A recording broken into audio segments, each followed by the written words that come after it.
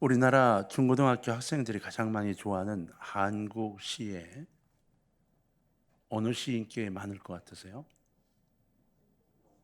예? 윤동주 씨께 많을 거라고 생각하는데 김소월 씨가 가장 많습니다. 특히나 한참 예민한 중학교 2학년부터 고등학교 1학년까지의 좋아하는 시가 두 가지로 뽑혔대요. 이 진달래꽃과 초원이라는 시예요. 진달래꽃은 여러분 잘 아시죠? 나보기가 역겨워 가실 때에는 말없이 고이 보내 들이 우리다. 영변의 약산 진달래꽃 아름 따다 가실 길에 뿌리 우리다. 가시는 걸음걸음 놓인 그 꽃을 사뿐히 재려밟고 가시 옵소서. 나보기가 역겨워 가실 때에는 죽어도 아니 눈물 흘리오리다. 이 가만 보면 나를 떠나는 여인을 보내야만 하는 그 아련함, 이게 시에 확 들어있는 게 느껴지잖아요. 초호는 이렇게 시작하죠. 산산이 부서진 이름이요, 허공 중에 헤어진 이름이요, 불러도 주인 없는 이름이요, 부르다 내가 죽을 이름이요, 심중에 남아있는 말 한마디는 끝끝내 마저 하지 못하였구나. 사랑하던 그 사람이여, 사랑하던 그 사람이여. 첫사랑이 세상을 떠나고 난 다음 그 여인이 없는 가운데 내게 있는 이 사랑, 이 짝사랑인 거죠. 이루지 못한 짝사랑. 그 너무 애절해서 가슴속에 묻혀있는 것들을 끌어올려 쓴 글. 이 시인의 아픈 마음이 이 시에 한폭 들어있어요. 사랑은 끝없이 주지만 그 사랑을 받아줄 사람이 없다는 것, 참 비극인 거예요. 근데 우리는 그러한 삶을 많이 삽니다. 이런 사랑을 가리켜 흔히 짝사랑이라고 하죠. 세상에서 가장 괴로운 사랑이 짝사랑이다, 이렇게 얘기하는데, 오늘 본문에는 이처럼 괴로운 짝사랑을 해야 되는 비련의 주인공 호세아 선지자에 대한 이야기가 기록되어 있어요. 하나님 명령으로 호세아는 탕녀 고멜과 결혼을 합니다. 고멜이 새 아이를 낳았어요. 그런데 그녀는 남편의 사랑을 저버린 채로 계속 타락의 삶을 계속합니다. 가출해서 다른 남자와 바람을 피우고 방탕한 삶을 살아가요. 인간적으로 생각하면 얼마나 억울하겠어요, 그죠? 버림받을 수밖에 없는 여인을 데려다가 살아주는 것도 고마울 텐데, 아이를 셋 낳을 때까지 정말 선지자가, 모두의 존경받는 선지자가 자기 아내를 삼아 극진히 섬겨주니 얼마나 고마워요. 그런데도 그 여인은 집을 나가 다른 남자와 방탕하게 지내는 걸 좋아했어요. 정말 치를 떨 수밖에 없는 상황이죠. 그럼에도 불구하고 하나님이 호세아에게 정말 힘든 명령을 내립니다. 1절에 보면 너는 또 가서 타인의 사랑을 받아 음녀가 된 그 여자를 사랑하라, 이렇게 돼 있어요. 타인의 사랑을 받아 음녀가 된 그 여자, 다른 사람의 사랑이 그리워 가서 음녀가 된 그 여자를 사랑해라. 가서 만나봐. 그걸 사랑해야 해 라고 명령하고 있다는 거예요. 실은 이것은 하나님의 사랑을 거듭 배반하는 이스라엘 백성을 향한 하나님의 절대적 사랑을 나타낸 겁니다. 대답 없는 백성들, 아무리 사랑한다고 말해도 대답 없이 다른 것들을 쫓는 백성들을 향한 하나님의 절대적인 짝사랑의 이야기가 여기에 들어있는 겁니다. 이제 본문을 통해서 이 위대한 짝사랑에 관한 어떤 것인지를 살펴보고 은혜를 좀 나누려고 해요. 그럼 우리는 이 짝사랑에 어떻게 응답해야 되는가도 살펴보려고 합니다. 첫 번째로 고멜에 거듭된 타락과 이스라엘의 폐역은 이 방탕한 삶과 결혼이라는 것으로부터 시작해서 이스라엘과의 관계를 설명하기 시작했어요. 이 고멜의 방탕한 삶은 자식을 낳은 후에도 계속됐습니다. 아무리 과거에 탕녀였더라도 그 정도가 되면 이제 정신을 차릴 만도 한데 그러질 못했습니다. 남편 호사의 그 지극한 사랑에도 불구하고 그녀는 외간 남자와 놀아나는 걸 더 좋아했죠. 그런 고멜의 고질적인 상태가 1절에 타의 사랑을 받아 음녀가 된 그 여자로 묘사됩니다. 그녀의 모습은 하나님의 사랑을 배반하고 계속 범죄하는 북이스라엘 백성의 완악함을 상징합니다. 이스라엘은요, 유일하신 하나님 여호와의 선민으로 택함을 받았음에도 불구하고 우상을 섬겼습니다. 당시 가나안의 지방신이던 바알 아세라를 섬기는 우상 숭배죄를 범하고 있었다는 거예요. 하나님이 정말 내 선민이야 라고 그 이스라엘 백성을 사랑했는데 이스라엘은 그 사랑을 받으면서 잠깐만 그런 아세라와 바알을 계속 섬겨온 거예요. 얼마나 열렬하게 우상을 섬겼는가. 1절 상반절에 그렇게 있죠. 이스라엘 자손이 다른 신을 섬기고 건포도 과자를 즐길지라도 이렇게 돼 있어요. 여러분, 이 건포도는요, 이 당시 그 건포도 과자 그 떡이죠. 이거는 굉장히 사치스러운 고급 식품이었어요. 건포도 자체도 그랬고요. 바알에게 제사 음식으로 바쳐졌다는 거예요. 그게 바알 종교가 얼마나 쾌락주의를 표명하고 있었는가 나타내는 건데요. 이 가만 생각을 해보면 이게 앞뒤가 안 맞습니다. 그 건포도 떡조차 하나님이 허락하여 주신 거예요. 당연히 실은 하나님께 드려야 될 건데 하나님이 나는 그거 주지 않아도 돼, 그저 난 이것만 줘도 돼라고 오히려 사양하시는 것이었어요. 그런데 그것을 하나님이 주신 걸 받아가지고 바알에게 바쳤다는 거예요. 마치 남편이 벌어다 준 돈, 남편이 어떻게 모아다 준 돈 가지고 외간 남자와 놀아나는데 펑펑 쓰는 바람난 여자와 똑같은 모습을 하고 있는 거죠. 이 고멜과 같은 모습을 하고 있는 거예요. 이것이 당시 이스라엘의 모습일 뿐만 아니라 모든 인간들의 폐역된 모습일 겁니다. 이사야 선지자는 이러한 이스라엘을 향해서 이사야 1장 3절에 이렇게 꾸짖었죠. 소는 그 임자를 알고 나귀는 그 주인의 구유를 알건만은 이스라엘은 알지 못하고 나의 백성은 깨닫지 못하는도다. 이렇게 하나님의 말씀을 전했어요.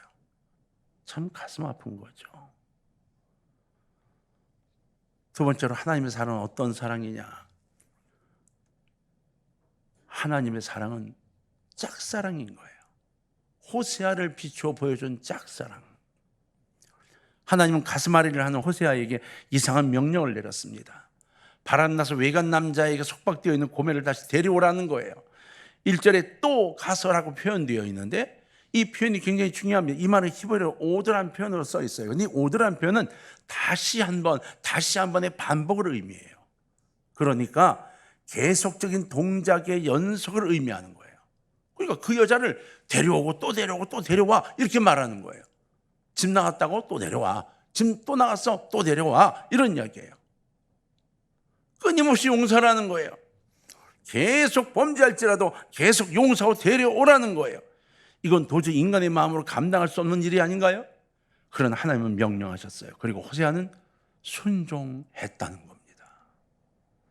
여기서 우리는 하나님의 의도를 알아차릴 수 있습니다.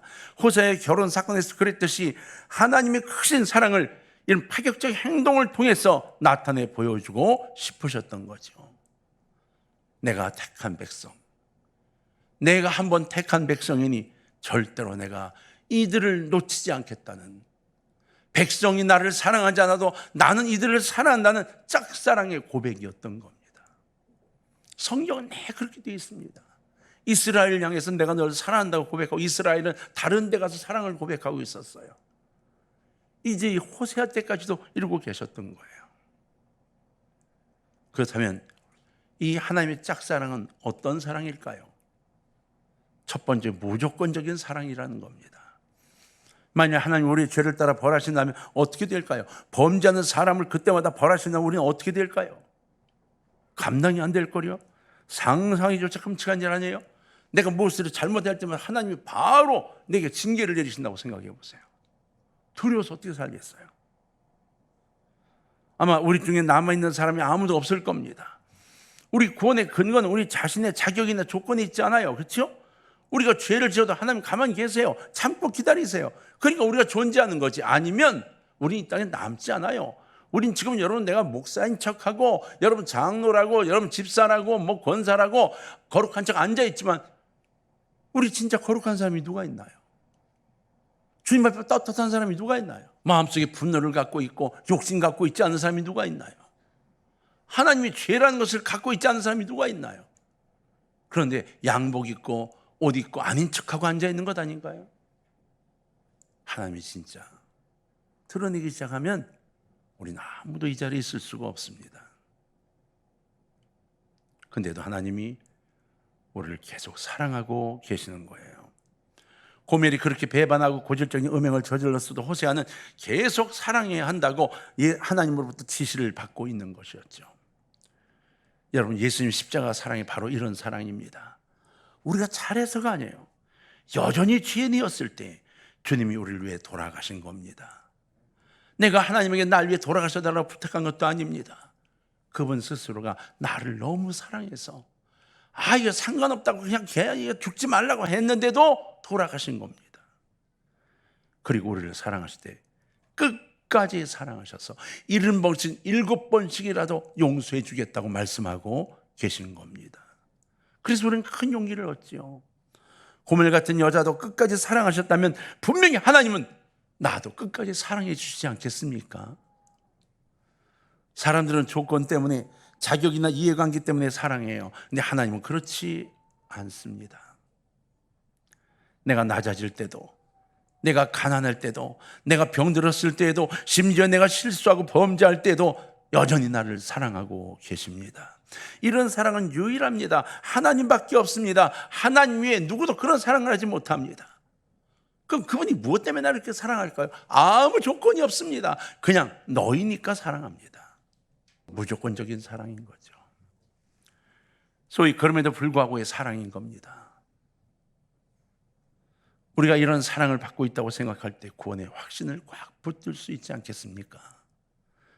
그럼 두 번째는 어떤 사랑일까요? 구속의 사랑입니다. 호세아는 하나님 명령에 순종해서 고멜을 데려옵니다. 아마 함께 가늠한 남자가 예속되어 있었던 것 같아요. 성경에 보니까 이 법적으로는 분명히 호세아 아내였는데 불구하고 호세아가 가지고 돈을 지불하고 그 여인을 데려왔어요. 뭐 어떻게 됐는지 모르겠지만 제가 돈을 지불합니다. 근데 여기 고멜 이 속박에서 해방해서 데려오느라고 2절에 보면 그 몸값이 15가 보리 한 호멜 반이 들어가요. 이게 따지면 은 30세겔 정도가 됩니다. 근데 흥미로운 게 이 금액이 당시 종의 몸값과 같았어요. 근데 이게 여러분 그대로 은 30이 유다의 몸값이 된 걸 아시죠? 같은 의미로 우리에게 전달될 수 있도록 성경이 구성되어 있습니다. 타락한 인간은 은 30에 불과할 정도로 천하고 비참합니다. 그런 인간을 구원하고자 예수님이 은 30에 팔려 십자가에 달리신 거거든요. 2절에 사고라는 표현이 있어요. 영어로 buy, 사고 팔다의 산다는 뜻입니다. 이 성경에 자주 등장하는 구속이라는 말과 동의어로 사용되는 뜻인데 예수님이 핏값을 우리를 사셨다는 뜻에서 사용되는 단어예요. 본래 우리가 하나님의 소유였지만 죄로 말미암아 죄와 마귀의 종로로 타게 됐죠. 하나님의 큰 사랑 우리가 죄와 마귀의 권세에서 우리를 구원하게 돼요. 이때 바로 독생자 예수의 피, 그것이 우리를 사신 것이 된 거예요. 그 피의 값이 우리를 죄에서 용서함 받도록 만들어 준 것이라는 거죠. 사실 예수님의 피의 값은 매길 수 없는 무한한 가치를 갖고 있지만 예수님이 다 포기하셨어요. 그리고 저 노예의 값만 돼도 좋다. 내가 이들을 구원의 길로 인도할 거라고 십자가에 달리신 거거든요. 이 사랑의 넓이와 깊이 높이 측량할 길이 없지만 하나님은 우리에게 상상을 초월하는 사랑으로 스스로의 길을 걸어가시며 우리를 구원의 길로 인도하셨어요. 이 구속의 사랑이 여러분에게 느껴지기를 주의 이름으로 부탁합니다. 세 번째는 기다려주는 사랑이세요. 기다리신대요. 본문 3절에 호세아는 고멜을 데려온 후에 이렇게 말을 해요. 여러 날 동안 당신 아무 짓도 하지 말고 진짜 조용히 있어. 나도 당신에게 몸에 손대지 않을게. 이렇게 얘기를 해요. 당신 가가지고 그 남자들한테 고통 겪었지. 그냥 아무것도 하지 마. 그냥 쉬어. 나도 당신 잠자리 가지 않을 거야. 이렇게 얘기를 하는 거예요. 이게 부부관계를 이야기하는 게 아니에요. 이것이 바로 북이스라엘이 아수르에게 포로가 돼서 정치적, 종교적 공백기를 맞게 되는 제사에 대한 예언을 하고 있는 거예요. 왕과 군은 정치 지도자를 의미합니다. 제사와 주상과 애국과 드라빔은 이스라엘이 하나님을 경외하는 방편으로 만든 건데 후일 바알과 아세라와 종교와 혼합되어 버리면서 뭐가 뭔지 모르게 돼요. 이스라엘이. 그 제사가 다 없어집니다. 바벨론 때는 회당 교육도 제대로 안 됩니다. 그런데 그동안 완전히 멈춰버리게 만들고 다시 이스라엘로 돌아와서 그들이 성전을 수축할 때 예배를 드리고 제사를 드릴 수 있도록 만들어 놓으십니다. 하나님이 그 참회 기간을 주겠다고 미리 말씀을 하고 계신 거예요. 5절에 보면 그들의 왕 다윗은 장차 오실 메시아를 이야기하고 있고요. 마지막 날은 바로 주님이 오시는 재림의 날까지의 기간을 이야기해요. 여러분, 그래서 그 속에 진짜 이루시고 싶은 하나님의 사랑을 우리에게 이야기해 주는데 좀 어렵지만 잘 들으시면 인간의 짝사랑은 이루지 못해요. 인간의 짝사랑은 이루기가 쉽지 않아요. 그런데 하나님의 짝사랑은 반드시 이루신다는 거예요. 반드시 돌아온다는 거예요. 돌아와 내 품으로 돌아온다고 말씀하신 거예요. 여러분, 마지막 날 주님이 우리 이름을 부를 때 다 휴거될 수 있기를 주의 이름으로 축원합니다. 결국은 회개하고 돌아오기 위한 위대한 사랑, 이것이 바로 예수님과 하나님의 사랑이라는 거죠. 보세요. 이 큰 사랑이 3번씩이나 배신했던 베드로를 돌아오게 했습니다. 도망갔던 사도들을 다 돌아오게 했어요. 그 밤모습이 귀여웠던 요한 한 사람을 제외하고는 다 순교하게 됐어요. 가만 살펴보세요. 베드로는 십자가에 거꾸로 달려 순교했지요. 야고보도 참수형을 당했습니다. 마돌로메도 살가죽이 다 벗겨지며 순교했어요. 그의 사도들 창칼에 찔고 톱에 켜서 도마는 톱으로 켜서 순교했잖아요. 다 순교했어요. 하나님의 사랑, 그 예수님의 사랑 때문에 다 돌아온 겁니다. 주님을 배반했던 자들이 주님을 위해 목숨을 바치는 자들로 변화되었다는 것이죠. 바로 이 사랑. 이 사랑이 기다려주는 사랑이고 그 기다려주는 사랑을 깨닫고 돌아온 이들이 그 사랑의 답으로 하나님을 사랑하는 사람들이 되었다는 것입니다. 여러분, 이 하나님의 사랑, 예수님의 사랑을 간직하시길 주의 이름으로 축원합니다. 세 번째로, 하나님의 짝사랑에 우리는 어떻게 대응하고 부응해야 할까 하는 것이죠. 우리는 하나님의 그 놀라운 짝사랑을 깨달은 사람으로서 이제 우리가 어떻게 살아갈 결단을 좀 해야 합니다. 자, 따라합시다. 첫 번째, 죄악에서 떠난 삶. 죄악에서 떠난 삶. 우리는 계속 세상을 사랑해요.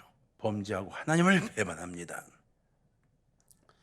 내가 택한 백성이라는 소리를 들으면서 기뻐하면서 또다시 세상을 쳐다봅니다. 자꾸 뒤돌아봅니다.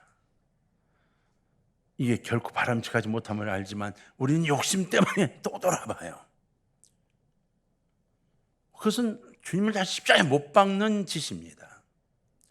하나님을 하여금 계속 메아리 없는 짝사랑만 하시게 하는 거예요. 여러분, 이제 그 사랑에 짝사랑이 마무리되고 쌍방간의 사랑이 될 수 있도록 우리의 마음이 열릴 수 있기를 주의 이름으로 제발 부탁합니다. 제발 하나님을 사랑하게 해달라고 기도할 수 있는 여러분 되기를 주의 이름으로 부탁합니다. 김유신 장군이 삼국을 통일하기 전 우리가 잘 알고 있는 얘기가 있잖아요. 표색을 피하려고 굳게 마음먹었죠. 태청왕실의 명상에 잠긴 동안 이 말이 주마귀를 데려간 거예요. 그래서 어떻게 했다고요? 단칼에 목으로 쳤대요. 그 사랑하던 말에 목을 쳤대요. 개인의 결심도 이렇게 단호한데 우린 여러분 성공을 위한 결심이 아니라 천국을 위한 결심을 해야 하는 거예요. 단호한 결심이 여러분께 있기를 주의 이름으로 부탁합니다. 두 번째는 자, 따라합니다. 감사로 헌신하는 삶.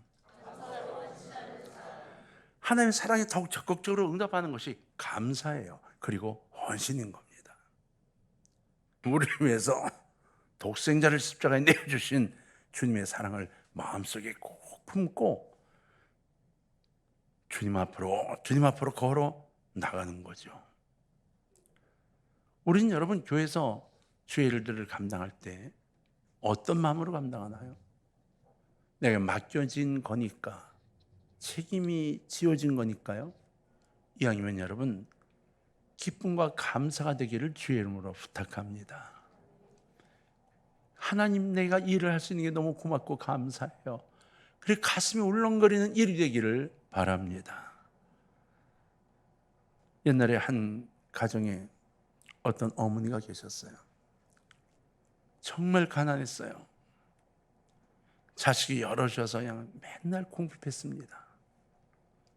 하루는 딸이 옷을 하나 좀 사달라고 조르는데 돈이 없으니까 도저히 사줄 수가 없잖아요. 그날 오후에 시장을 지나가는데 옷가게에 딸이 원했던 옷이 다 걸려 있는 거예요. 자기도 모르게 그 옷에 손이 가고 옷을 딱 꺼내서 돌아섰어요. 뒤를 뛰어 도망가려는 순간 딱 붙잡히고 말았죠. 동네 사람이고 돈이 없는 집인 걸 알고 딸이 있는 걸 알기 때문에 주인 아줌마가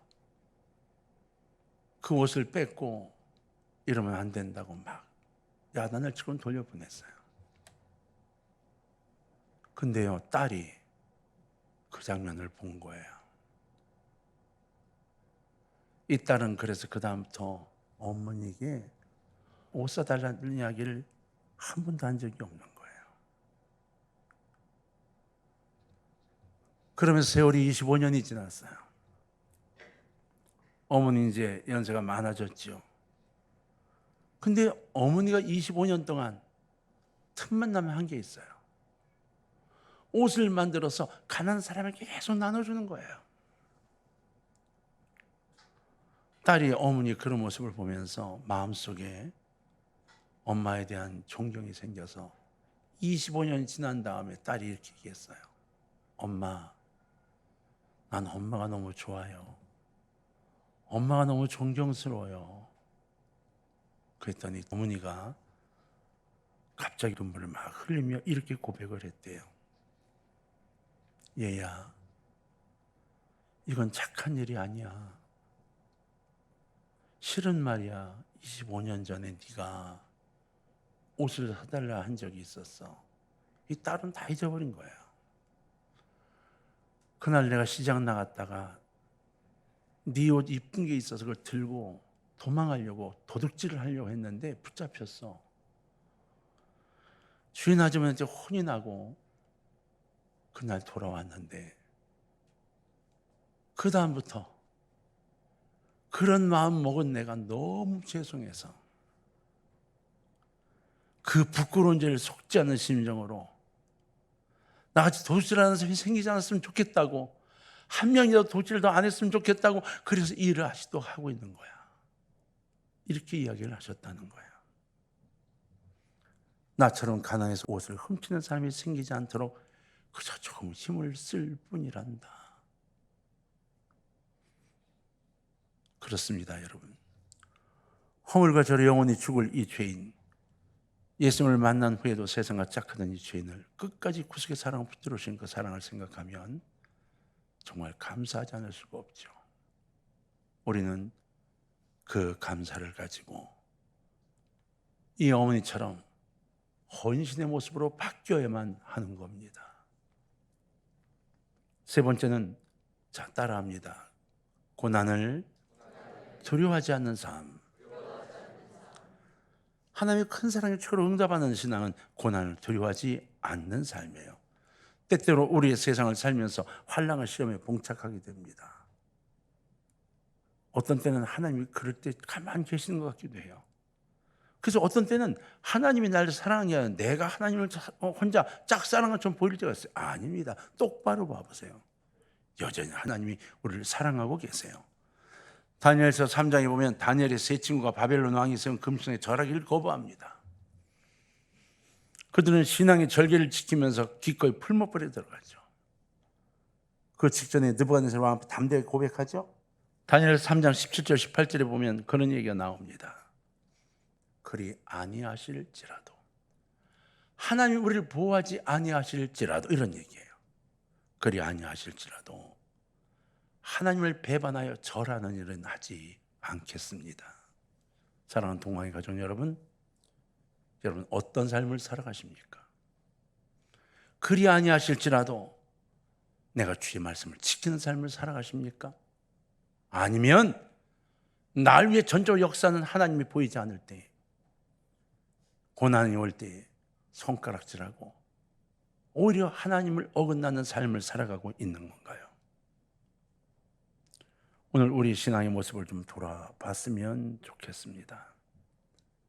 그리고 내 신앙의 모습이 어떤 것인가 살펴보며 하나님이 호세아를 통해 고멜 그 여인을 이끌며 보여줬던 우리에 대한 전적인 사랑의 모습들을 우리가 확인했으면 좋겠어요. 하나님은 우리를 정말로 사랑하십니다. 전적으로 사랑하시고요. 내가 이뻐서가 아니라 그저 내가 사랑스러워 사랑하십니다. 내일부터 이제 징검다리 특별 새벽기도가 시작이 돼요. 이 사랑의 하나님 꼭 붙들고 만나시고 사랑의 하나님 놓치지 않는 아름다운 기도가 되기를 주의 이름으로 부탁을 드립니다. 주님의 사랑이 여러분과 함께 있음을 느끼는 여러분의 삶이 이번 한 주간 지속되기를 주의 이름으로 축원합니다.